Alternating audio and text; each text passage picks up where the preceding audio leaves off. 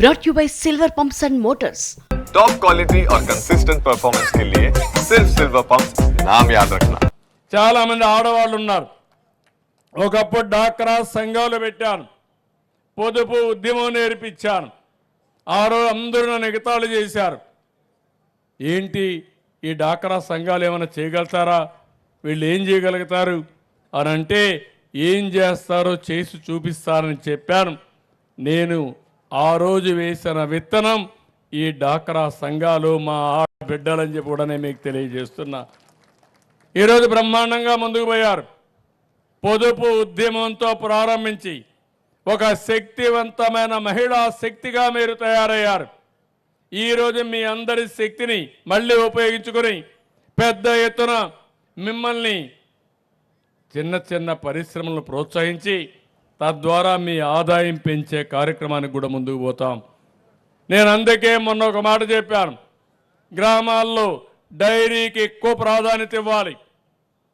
ప్రతి ఒక్క ఇంట్లో పేదవాళ్ళ ఇండ్లలో ఒక 2 బర్రెలు కానీ ఆవులు కానీ ఉండే పరిస్థితి రావాలి. దీనివల్ల నెలకు ఒక 30,000 రూపాయల ఆదాయం వస్తుంది. ఒక వయస్సులో ఉండి ఇంట్లో ఎవరు లేకపోతే అలాంటి వారికి 2 ఆవులు పెంచుకుంటే తద్వారా యాక్టివిటీ ఉండే పరిస్థితి వస్తుంది, ఒక పని ఉండే పరిస్థితి వస్తుంది. దీనికి కూడా ఏమే విధంగా మోడర్నైజ్ చేయాలనో అవన్నీ కూడా చేస్తాం. అదే మాదిరిగా మూడోది పాపులేషన్. ఈరోజు పాపులేషన్ మీరు చూస్తే మానవ వనరుల అభివృద్ధి కావాలి, స్కిల్ డెవలప్మెంట్ కావాలి. ఇంకో పక్క జనాభా కూడా తగ్గిపోయే పరిస్థితి వస్తూ ఉంది. ఈరోజు మీ కందుకూరులో కూడా 1.6 ఫెర్టిలిటీ రేట్. ఒక దంపతులు 1.6కు మాత్రం జన్మనిస్తున్నారు. అంటే 2.1 ఉంటే రీప్లేస్మెంట్ లెవెల్. మీ ఊర్లో మీరు చూస్తూ ఉంటారు, జనాభా తగ్గిపోతూ ఉంటారు.